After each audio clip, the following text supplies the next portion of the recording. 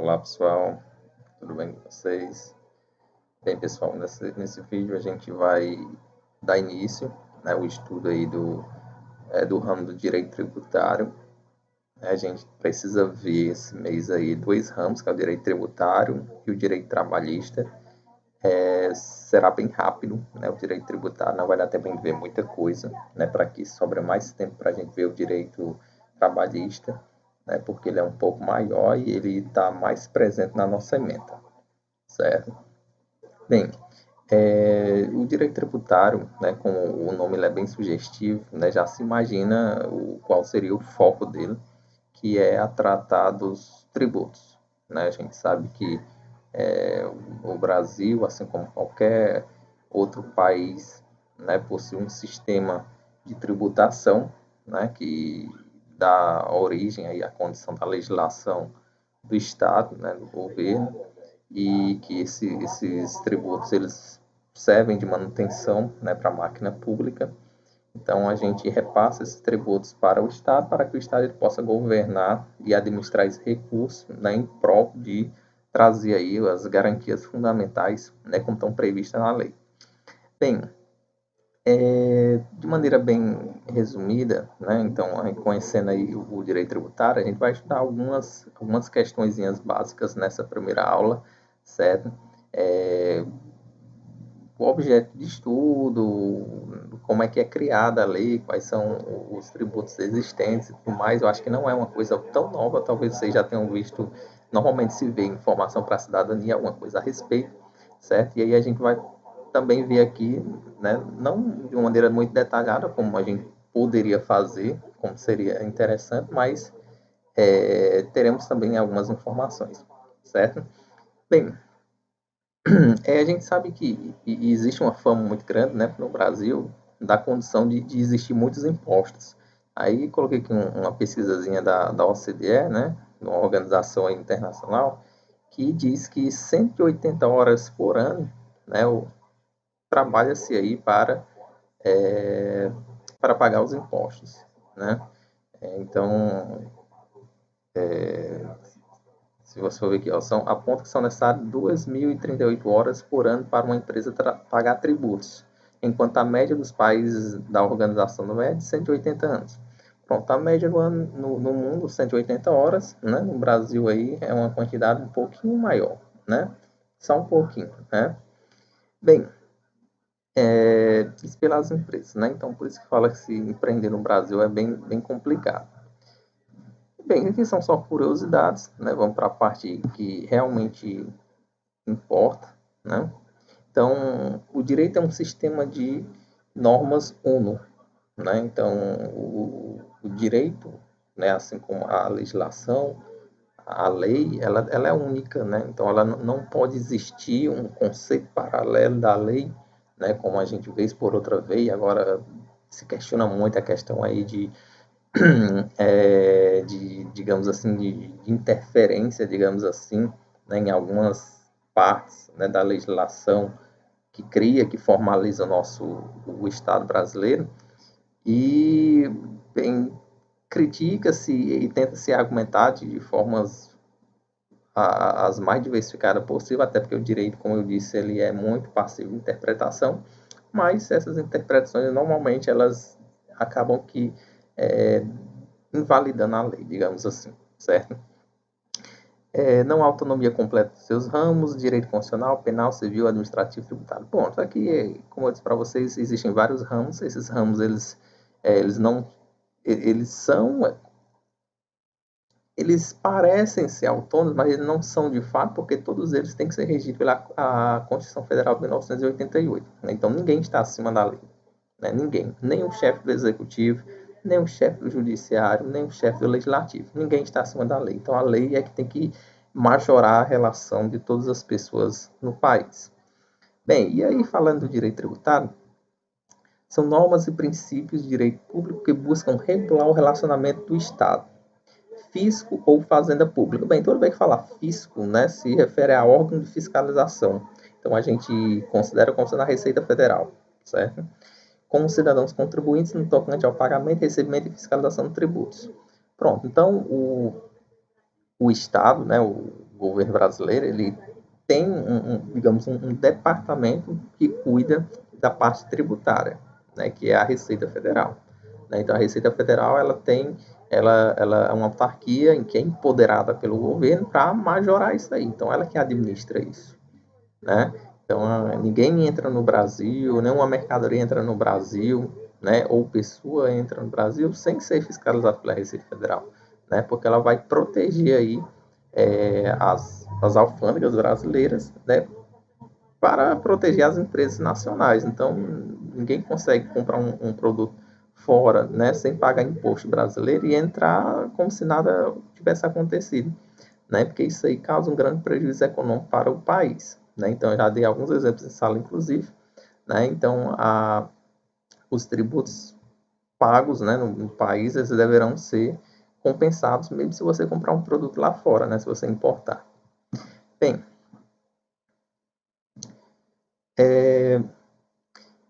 o direito tributário, né, ele é uma parte aí um ramo aí do direito público, né?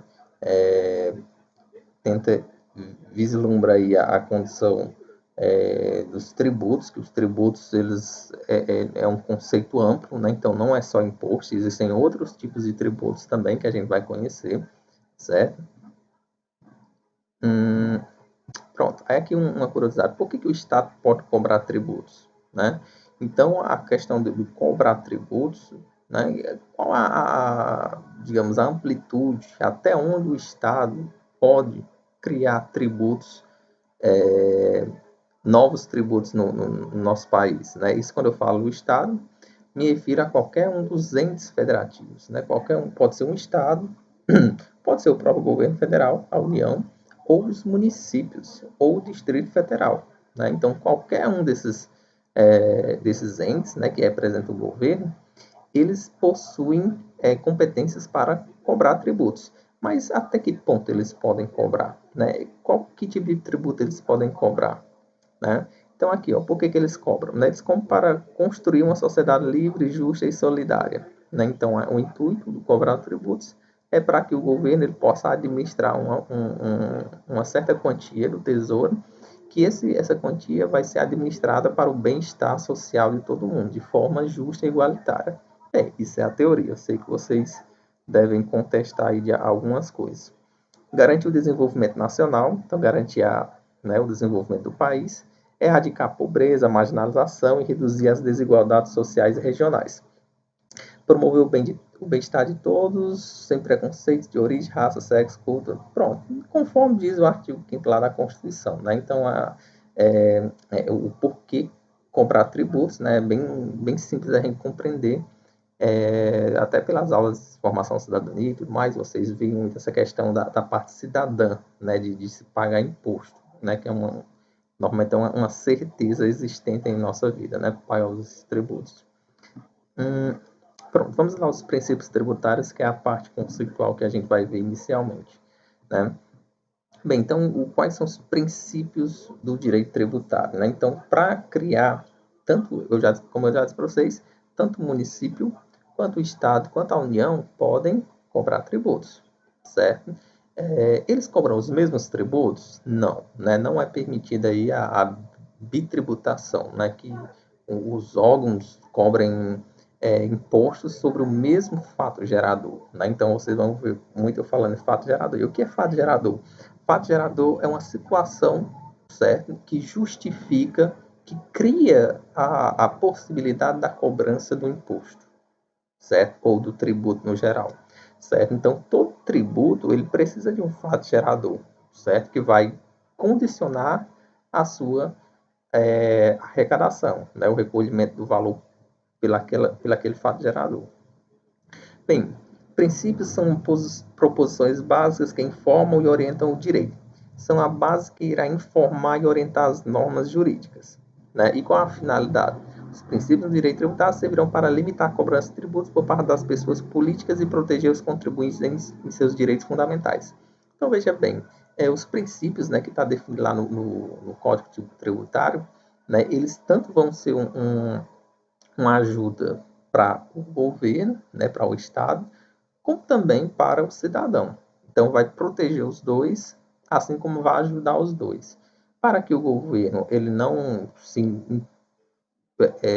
se sinta na autoridade de cobrar o que quiser, quanto quiser, por estar na supremacia do poder, digamos assim como também, né, proteger o Estado para que as pessoas elas possam pagar, né, a obrigação do tributo, garantindo ao Estado aí a manutenção do seu serviço e tudo mais. Né? Então, tem que criar, né, se os tributos não fossem obrigados, né, é óbvio que ninguém ia querer pagar. Né? Então, essa questão da obrigação, né, de ser tratado como uma lei, como um regramento que está no Código Tributário, que é passível de uma sanção administrativa caso você tente forjar, né, caso você tente enganar o Estado. Então a pessoa ela pode ser presa, por exemplo, por, por não pagar um tributo específico, né, por negligenciar, por tentar fraudar o Estado, certo? Então, a gente vê muitas vezes o empresário sendo preso por sonegação, né? Sonegação de imposto. Né? Então, isso aí é um crime, né? Então, o Estado ele tem resguardo na lei para cobrar o tributo. E isso já vai dar possibilidade para a gente compreender melhor os princípios. Veja só alguns dos princípios aí. Bem, o primeiro princípio é o republicano. Né? Esse princípio republicano parte da premissa da questão da república. A gente sabe que a gente vive numa república, né? A República Federativa do Brasil, e aí, nessa questão republicana, seria um princípio mais afetivo, né? De você, eu pago os impostos, né? Pela condição aí de honrar a república, né? De me eu respeitar os valores, a legislação do meu país. Né? Então, esse princípio republicano é mesmo uma questão mesmo de honra, né, de cidadão em respeito aí à nação. Um outro princípio é o princípio federativo e tributação. Né? Então, esse aqui é uma extensão, é o mesmo, né? Se você pegar o republicano e o federativo e tributação, vocês percebem que é o mesmo artigo aí, não há uma diferença, porque eles estão juntos. Então, seria a questão de tratar a condição federativa com a questão da tributação. Né? Então, de você realmente ver os tributos como uma forma de respeito ao Estado, como uma forma de você ser um cidadão brasileiro, né? De você pagar, de você ter a tributação não como algo penoso, né? Algo ruim, não, mas sendo algo necessário, né? Para a manutenção do Estado, certo? Então, esses dois primeiros aqui são coisas uma coisa bem emotiva, né? Bem uma coisa bem usual, que normalmente nem às vezes, alguns livros, eles nem colocam como sendo princípio, certo? Porque não é um princípio regido de fato, né? Só mesmo para interpretação, para a gente visualizar. Até porque se esse fosse o princípio que majorasse, né, pela questão republicana, isso muita gente não ia querer pagar simplesmente por isso, né? Ou não iria servir como uma lei, né? Até porque tem gente que às vezes nem se frustra com o governo, alguma coisa do tipo, e aí né, se diz que nem quer ser brasileiro e tudo mais. Então perceba que isso aí é uma coisa muito relativa, certo? Pronto. Próximo princípio. Princípio da legalidade, certo? E o que é o princípio da legalidade? Pronto, o próprio nome legalidade, né? E a gente já viu esse princípio em outros ramos do direito, né? Esse princípio da legalidade, ele coloca que todos, né, devem respeitar o quesito legal, certo? Então, no princípio da legalidade, ele vai dizer que só pode se criar um tributo quando existir uma lei que autorize aquele tributo, certo? Se a gente pegar os três tipos de tributos, né, principais tipos de tributos que a gente tem, é o imposto, taxas e contribuição de melhoria, né? Esses são os três tipos aí de tributos principais, né? Tem mais? Tem um que é o empréstimo compulsório, né? Que é o empréstimo que é chamado imposto de guerra, né? que é um imposto de guerra ou de calamidade pública, né? Então, no caso, se chegasse ao ápice, né? Quando o país ele precisar de fato, né? Então, muitos dos estados aí entraram em calamidade pública e tudo mais. Claro que não configura o que a gente está tratando, né? Mas se porventura existisse uma guerra com outros países e tudo mais, o Estado poderia, né, criar a questão do empréstimo compulsório, que é um tributo obrigatório exclusivo para essa parte. A nossa legislação nunca foi utilizada e espero que nunca seja, né? Pronto. Então, no quesito legal, né, no princípio da legalidade, ele vai dizer que para criar um imposto tem que ter uma lei. Então, nesse caso, se o Estado do Ceará, por exemplo, quiser criar um tributo, um novo imposto, o que ele vai ter que fazer? Ele vai ter que submeter ao Poder Legislativo para que seja votado, né, que seja criada uma lei lá no Poder Legislativo que autorize a cobrança daquele imposto. Certo? Então, não é só simplesmente o presidente, o governador, o prefeito dizer, eu vou criar um tributo e vou criar. Não, ele vai ter que submeter ao Poder Legislativo, porque nenhum tributo pode ser criado senão por lei, certo? Depois vem o princípio da igualdade, certo? Esse princípio da igualdade, certo? O nome é bem sugestivo, né? Então ele vai dizer que todos são iguais perante a lei. Né? Então, para a condição de tributos, todos são iguais. Não pode haver distinção, certo? De pessoas, certo? Em função de raça, de cor, certo? Em condição aí de qualquer diferença que seja de gênero, racial e tudo mais, não pode haver nenhuma distinção. Todos são iguais na condição tributária, certo? Então, eu não posso pagar um imposto por ser negro, por exemplo. Né? Eu não posso pagar um imposto específico por ser índio. Né? Então, todos são iguais. Né? Então, se for criado um imposto, qualquer pessoa vai ter que pagar. Né? Se for, depois a gente vai ver as diferenças aí do imposto, a taxa, a contribuição de melhoria, certo? Aí vocês vão ver onde se aplica cada uma. Principalmente a gente vai estar falando sempre de imposto, que é o que mais tem. Depois vem o princípio da capacidade contributiva. Bem, o que é o princípio da capacidade contributiva? O princípio da capacidade contributiva ele vai tratar da capacidade de contribuição do cidadão, certo? Então, esse princípio, certo? Da capacidade contributiva, ele vai dizer o seguinte: os impostos, né, conforme o imposto for criado ou já existente, ele deverá respeitar a capacidade de contribuição do cidadão. Então, nesse caso, eu não posso, o município, por exemplo, ele não vai poder criar um imposto que seja caríssimo, que a população não possa pagar, que venha a comprometer o salário, né, do servidor, né, da população no geral. Né? Então, essa capacidade contributiva ela tem que ser levada em consideração, certo? Então, é por isso que nessa capacidade contributiva, né, na questão tributária, quem tem mais, paga mais. Quem tem menos, paga menos. Né? Um exemplo, o imposto de renda. Né? O imposto de renda, existe uma grande quantidade de pessoas que são isentas, não pagam imposto de renda. Agora, a partir de uma renda X, você vai começar a pagar imposto. Né? Por quê? Porque se coloca a questão da proporcionalidade de ganho. Né? Então, nesse caso, eu tenho que avaliar a capacidade de contribuição. Não se pode criar um imposto que a população não possa pagar, certo? O princípio da não surpresa.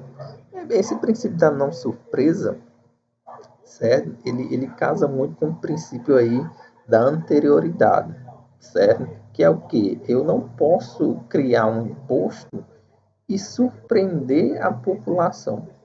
Né? Então, do dia para a noite, amanheceu, existe um novo imposto. Tá? Aí passa no jornal, a partir de hoje está sendo cobrado um novo imposto. Não, o imposto ele não pode ser dessa forma, ele não pode ser uma surpresa. Ele tem que ser algo criado, conversado com a população. Isso porque quando o Poder Executivo, digamos, vamos tomar como exemplo o prefeito. Quando o prefeito ele quer criar um tributo, né, um imposto, digamos assim, que é uma coisa que não acontece raramente, até porque o próprio município é um ente, né, muito medroso para criar imposto, né, porque criar imposto causa impopularidade. E a gente tem muitos políticos que populistas, né, que acabam governando especificamente só pensando na popularidade para se reeleger, às vezes nem pensa no bem da população em si. E aí, veja bem, nessa questão, então, a questão de não surpreender, isso quer dizer que o Poder Legislativo ele vai votar, então vai ter todo um tempo de trâmite que vai ser discursado, mas quando for aprovado, aí ele vai ser divulgado em rede nacional, em rede de ampla abrangência, tem que ser publicado, certo? Inclusive, ele vai dizer duas condições, né, a Constituição. Uma é no Diário Oficial, certo? Então, o Diário Oficial vai ter que estar lá publicado, e também uma revista que não seja oficial, mas que tenha grande circulação, que normalmente são as emissoras de TV, certo? Então, depois que faz toda essa apresentação do novo imposto para a população, aí vai se respeitar ainda, né? Porque vai ter que precisar de um tempo para a população, né? Processar esse tributo para começar a pagar. Então, esse princípio da não surpresa, de não surpreender, por isso que eu disse que ele casa com o da anterioridade, né? Que esse princípio da anterioridade aí, ele vai falar aí da questão da cobrança, né? Então, vai ter que respeitar aí o princípio o prazo são dois, né? Na verdade, que um seria a condição de respeitar os 90 dias, que é o período nonagesimal, que ele coloca como um princípio aqui, ó, princípio da noventena, né? Que princípio da noventena é um complemento aqui, ó, do princípio da anterioridade. Perceba que está aqui no mesmo artigo, né? Então, é o princípio nonagesimal, que é 90 dias, ou no próximo exercício, certo? Então, a gente está no exercício 2020, né? O ano 2020 é exercício 2020. Então, se o Poder Legislativo aprovasse um imposto hoje, por exemplo, aí eu ia fazer uma contagem, certo? Eu ia dizer, olha, hoje dia 3 de junho. Se porventura o imposto foi aprovado hoje para ser criado, eu vou contar 90 dias a partir de hoje. Então, junho, aí julho, agosto, setembro, né? Pronto, 90 dias. Então, seria em setembro. Se eu pegar e colocar o do próximo exercício, só vai começar a ser cobrado em janeiro de 2021. Aí eu olho, o que for mais longe é o que vai ser utilizado, certo? Então, eu tenho esses dois princípios aí. Então, aqui eu já consigo fazer aqui, explicar o princípio da anterioridade e da noventena, e o da não surpresa basicamente juntos, né? Porque eles são muito próximos, né? Então, nesse quesito, então, eu não posso criar um imposto e já começar no dia seguinte a cobrar. Não, eu vou ter que respeitar ou o período nonagesimal ou o próximo exercício, né? No próximo exercício, né? Então, mas o próximo exercício não sempre seria mais vantajoso, né? Que é no próximo ano. Não, depende. Se for aprovado, por exemplo, dia 1º de dezembro, se eu botar o próximo ano exercício, em janeiro de 2021, por exemplo, já estaria sendo cobrado. Então, só teria um mês aí para o cidadão se adaptar. Então, nesse caso aí, o período nonagesimal seria o mais adequado. Então, se foi aprovado em dezembro, aí dezembro, janeiro, fevereiro, março. Então, só vai poder ser cobrado a partir de março. Certo? Então, normalmente se evita aprovar uma questão dessa em dezembro. Normalmente em outra data aí, né? E aí sempre vai ser cobrado no próximo ano exercício. Aí vem aqui o princípio da irretroatividade. Irretroatividade, então dá essa sensação de para trás. Então, o princípio da irretroatividade diz que se for criado um imposto hoje, certo? Foi criado um imposto hoje sobre o sono, né? Quem dormir vai pagar um imposto. Já pensou, né, se ocorresse isso? Então, se porventura criasse um imposto sobre o sono, né, e aí respeitando o período, né, do próximo ano exercício, aí ia ser começar a cobrar o imposto a partir de janeiro de 2021, Quem dormiu em 2020 não estaria sujeito a pagar somente a partir de 2021. Então, o princípio da irretroatividade diz que a lei tributária não tem valor para trás. Então, o cidadão ele não pode ser penalizado, ele não pode ser cobrado o imposto, certo? Antes do momento em que foi criada a lei, certo? Essa questão do retroativo não existe, certo? Então, o imposto ele só vai ser cobrado a partir do momento que foi instituído, aprovado e foi dado o exercício daquele imposto, certo? Que não é no mesmo dia da aprovação. Quando foi aprovado, pronto, aí o Estado vai fazer todo o trâmite, publica no Diário Oficial da União que vai ter aquele imposto, pronto. Aí quando passar o próximo ano de exercício, ou 90 dias a partir da data que foi divulgado no Diário Oficial, começa-se a cobrar o imposto, certo? Pronto. Depois vem o princípio da vedação ao confisco. Esse princípio da vedação ao confisco diz a questão do não confisco, né? Então, o imposto ele não pode confiscar uma grande parte da renda do cidadão, certo? Então, se porventura um imposto, né, ele comprometer, digamos, 50% do salário do empregado, não tem a menor condição, né, um imposto para comprometer 50% da renda de um trabalhador. Né? Então, não pode se confiscar grande parte, certo, do salário do cidadão, certo? Então, não se pode haver esse confisco, certo? Aí você pode pensar, olha, quando eu vi a questão aqui da vedação confisco, eu pensei que seria o confisco de bens, não pode confiscar bens das pessoas. Olha, embora exista no direito tributário dizendo que o imposto ele só deverá obrigatoriamente ser pago em dinheiro, em espécie, em moeda nacional, existe a possibilidade do Estado ele confiscar um bem para usar como pagamento de imposto. É raro, né? Não é muito comum o Estado fazer isso, né? Ele sempre vai exigir em dinheiro. Mas, dependendo da situação, pode haver sim o confisco de bem para pagamento de imposto. Até a gente já viu aí acontecer de empresários, né? Empresários aí, eu acho que o Ike Batista foi o último que aconteceu isso com ele, né? Então, os bens sendo confiscados e vendidos para pagar dívidas com a União, né? Essas dívidas normalmente tributárias. Princípio da liberdade de tráfego. Pronto. Então, na princípio da liberdade de tráfego, a gente sabe que é uma garantia da Constituição Federal, né, que todo cidadão, né, tem o direito de ir e vir em tempos de paz e tudo mais, né? Então, nesse quesito aí, certo? O imposto ele não pode ser um limitador, certo, de tráfego em território nacional. Então, eu não posso dizer que o fato de uma pessoa não pagar o imposto vai impedir ele de ir em algum lugar. Aí alguém deve estar pensando, olha, mas lá em Jericoacoara, eles criaram uma taxa e que se você não pagar, você não entra, né? Na verdade, olha, primeiro, aquela taxa paga, ela não é um imposto, certo? Não é um imposto. Ela é uma taxa, certo? É uma taxa. Aliás, não, em Jijoca nem foi criado como taxa. Veja bem, nem foi criado como taxa.